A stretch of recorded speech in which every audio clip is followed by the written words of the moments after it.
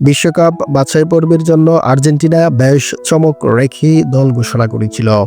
Coach Lionel Scaloni চিলির বিপক্ষে তার অত্যন্ত গুরুত্বপূর্ণ 4 ফুটবলারকে মিস করবেন।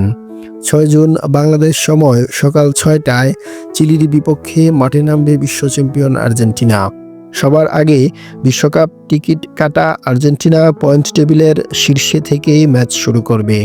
অপরদিকে চিলি আছে পয়েন্ট টেবিলের একদম তলানিতে, অর্থাৎ 10 নম্বরে।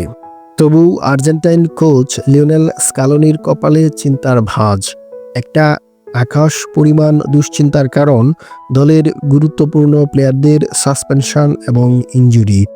হলুদ কার্ড ইস্যুতে লিয়ান্দ্রো পারেদেজ, এনজো ফার্নান্দেজ এবং নিকোলাস ওতামেন্ডি চিলির বিপক্ষে ম্যাচ মিস করবেন।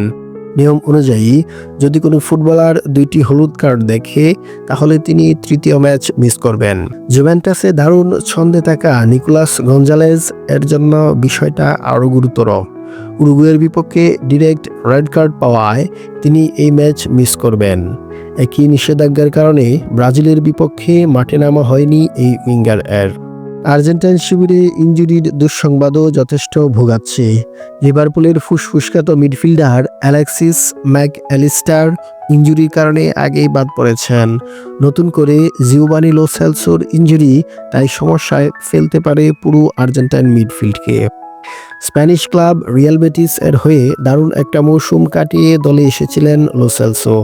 এখন তার ইনজুরি নিয়ে ম্যানেজমেন্ট যথেষ্ট উদ্বিগ্ন, কেননা এমনিতেই মিডফিল্ডের বড় একটা অংশ ম্যাচের বাইরে থাকবে। ইনজুরি এবং সাসপেনশন যেহেতু মিডফিল্ডেই বেশি প্রভাব পড়েছে, তাই স্কালোনি হয়তো 4-4-2 ফরমেশন অ্যাপ্লাই করবেন চিলির বিপক্ষে।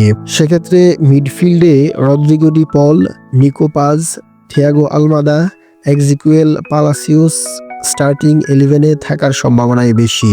তবে দলে যেহেতু লিওনেল মেসি, হুলিয়ান আলভারেজরা দারুণ ছন্দে আছেন, তাই প্রতিপক্ষ চিলি যে খুব একটা প্রভাব বিস্তার করতে পারবে না, এটা নিশ্চিত করেই বলা যায়। ফুটবল ভালোবাসুন, উপভোগ করুন সেরা সময়।